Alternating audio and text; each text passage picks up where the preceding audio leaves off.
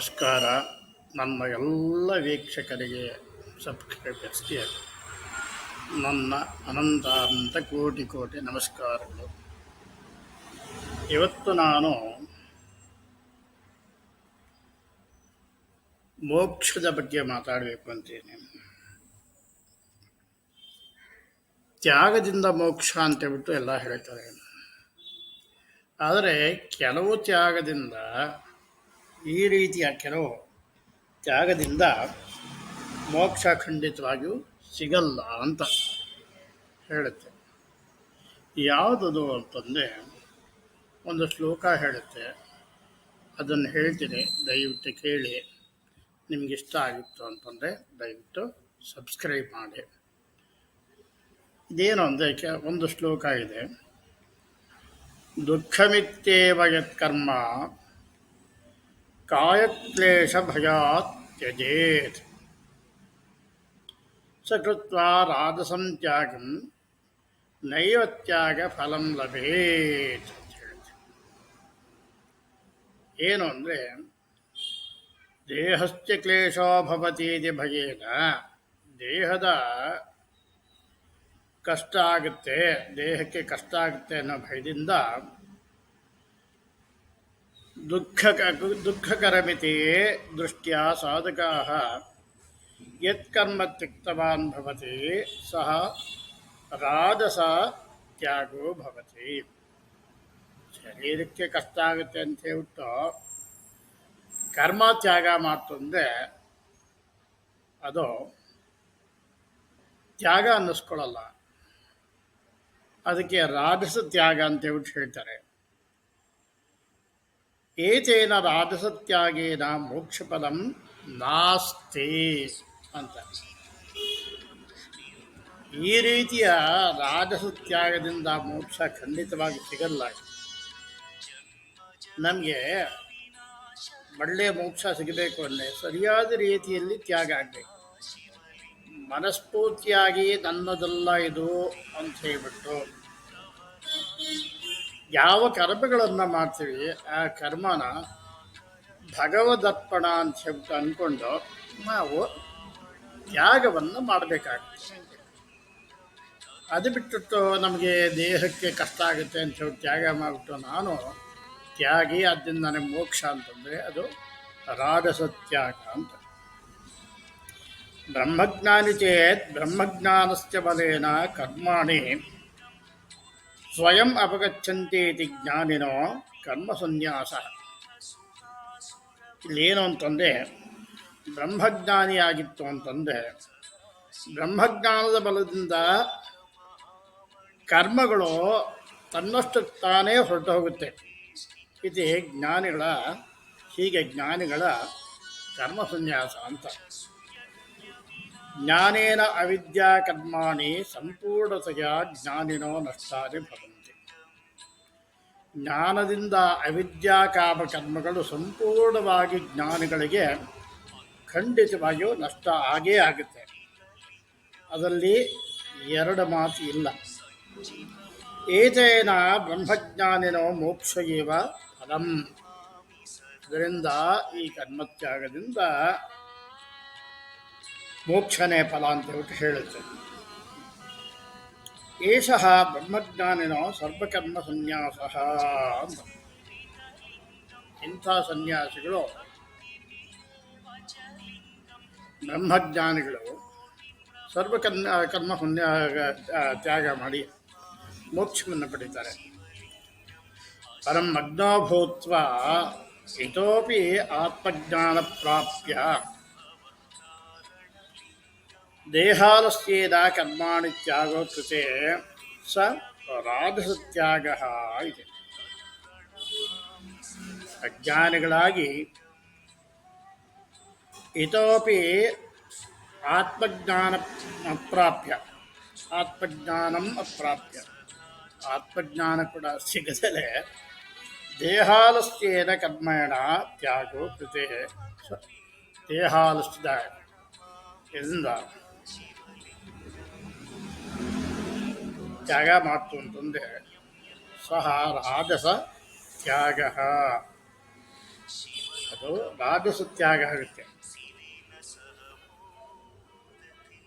ದ್ರಷ್ಟುಭ್ಯ ಏಷಃ ಮಹಾತ್ಯಾಗೀತಿ ದೃಶ್ಯತೆ ಚೇದಪಿ ಏಷಃ ನೈಜಾರ್ಥ್ಯ ಪರಮಾರ್ಥ ಸನ್ಯಾಸಿ ನೈವ. ಈ ನೋಡುಗರಿಗೆ ಇವನೇನ ಮಹಾತ್ಯಾಗ ಮಾಡಿಬಿಟ್ಟಿದ್ದಾನೆ, ಪರವಾಗಿಲ್ಲ, ಎಲ್ಲವನ್ನೂ ಬಿಟ್ಟುಬಿಟ್ಟಿದ್ದಾನೆ ಅಂತ ಕಾಣುತ್ತೆ. ಹಾಗಿದ್ರೂ ಕೂಡ ಏಷಃ ನೈಜಾರ್ಥ್ಯೇ ಪರಮಾರ್ಥ ಸನ್ಯಾಸಿ ನಿಜವಾಗಲೂ ಕೂಡ ಇವನು ಪರಮಾರ್ಥದಲ್ಲಿ ಸನ್ಯಾಸಿ ಅಲ್ಲ. ಕ್ಲೇಶಕಾರಣೇನ ಕರ್ಮಾಣಿ ತ್ಯಕ್ತವತೋ ಅಸ್ಯ ಮೋಕ್ಷಃ ವಾ ಚಿತ್ತಶುದ್ಧಿರ್ವಾ ನ ಲಭ್ಯತೆ.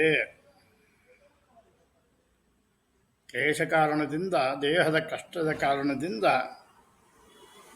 ಸೋಮಾರಿತನದಿಂದ ಕರ್ಮಗಳನ್ನು ಬಿಡ್ತು ಅಂತಂದರೆ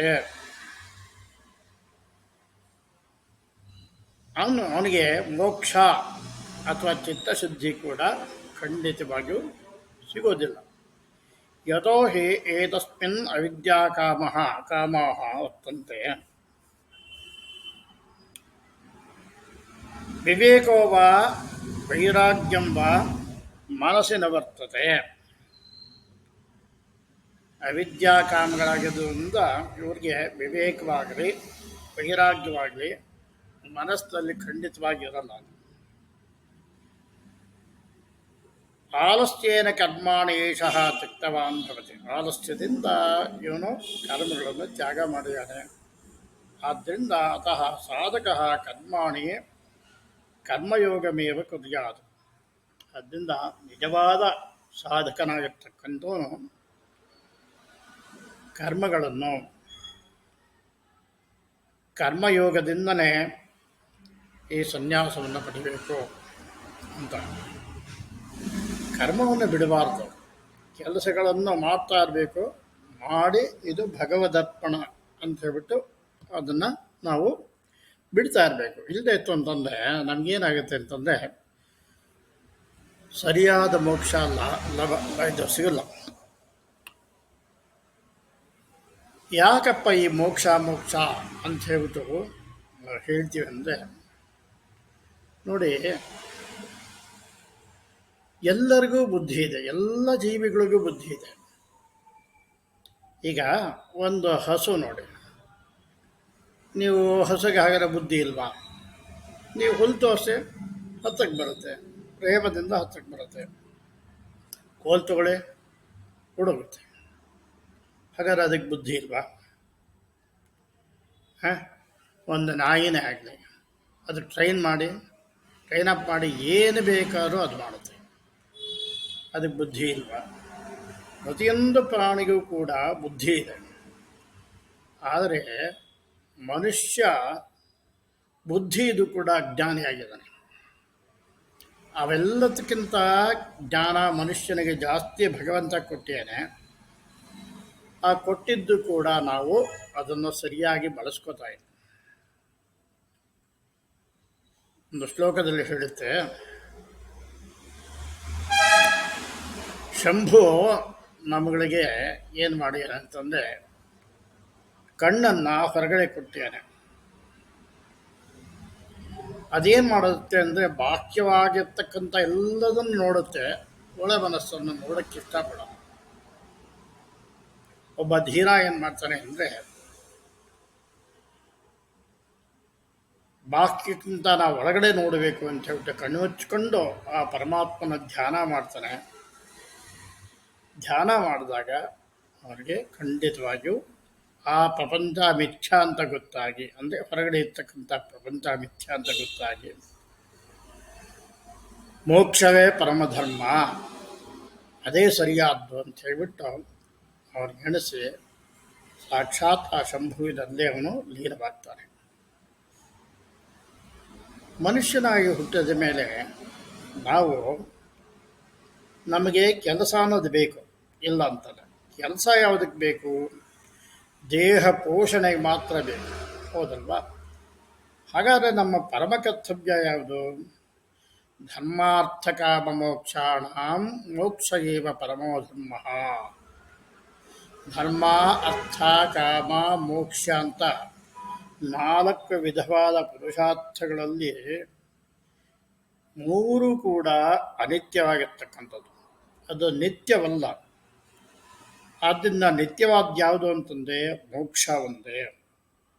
ಮೋಕ್ಷಕ್ಕೋಸ್ಕರ ನಾವು ಪ್ರತಿಯೊಂದು ಜೀವಿನೂ ಕೂಡ ಕೆಲವು ಪ್ರಾಣಿಗಳು ನಾವು ಕಂಡಾಗೆ ಅವಕ್ಕೇನೋ ಒಂದು ಮನಸ್ಸಲ್ಲಿ ಹೊಳೆಯುತ್ತೆ. ಅವು ನೋಡಿ ಕೊನೆಗೆ ಸಾಯೋ ಕಾಲದಲ್ಲಿ ನೋಡಿ ದೇವಸ್ಥಾನಗಳನ್ನ ಸುತ್ತಾಕಿ, ಕೆಲವು ನಾಯಿಗಳು ಅಥವಾ ಕೆಲವು ಪ್ರಾಣಿಗಳು ದೇವಸ್ಥಾನವನ್ನು ಸುತ್ತಾಕಿ ಒಂದು ಚೂರು ಅನ್ನ ನೀರನ್ನು ತಗೊಳ್ಳೋದಿಲ್ಲ, ಸ್ನಾನವನ್ನು ಮಾಡಿ ತಿರುಗಿ ಸುತ್ತಾಕಿ ಕೊನೆಗೆ ಸಾಯುತ್ತೆ. ಯಾಕೆಂದರೆ ಅವಕ್ಕೆ ಹಿಂದಿನ ಜನ್ಮದ ವಾಸನೆ ಚೆನ್ನಾಗಿ ಬಂದ್ಬಿಟ್ಟಿರುತ್ತೆ. ನನಗಿದಲ್ಲ ಅಂತ ಹೇಳ್ಬಿಟ್ಟು ಆ ವಾಸನೆ ಯಾವಾಗ ಗೊತ್ತಾಗುತ್ತೋ ತನ್ನಷ್ಟು ತಾನೇ ಅವು ಮೋಕ್ಷವನ್ನು ಪಡೀತವೆ.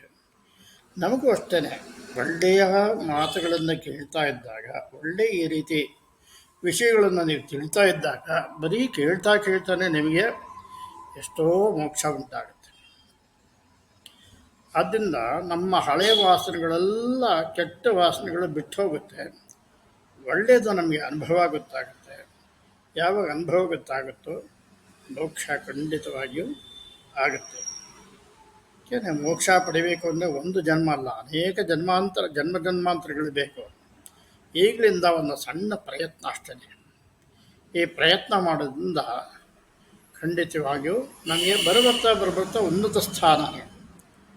ಆದ್ದರಿಂದ ಆದಷ್ಟು ಪ್ರಯತ್ನ ಮಾಡಿಕೊಂಡು ಒಳ್ಳೆಯದನ್ನು ಮಾಡ್ತಾ ನಾವು ಈ ಲೋಕದಲ್ಲಿ ಜೀವಿಸ್ತಾ ಒಳ್ಳೆಯದನ್ನೇ ತಿಳ್ಕೊಳ್ಳೋಣ, ಒಳ್ಳೆಯದನ್ನೇ ಮಾಡೋಣ, ಆ ಸತ್ಯಲೋಕವನ್ನು ಪಡೆಯೋಣ ಅಂತ ಹೇಳ್ಬಿಟ್ಟು ನಿಮ್ಮೆಲ್ಲರಿಗೂ ಅನಂತ ನಮಸ್ಕಾರವನ್ನು ಮಾಡುತ್ತಾ ಈ ಮಂಜುನಾಥ ಶರ್ಮ. ಜೈ ಹಿಂದ್, ಜೈ ಕರ್ನಾಟಕ ಮಾತೆ, ಜೈ ಭವಾನಿ ಶಂಕರ.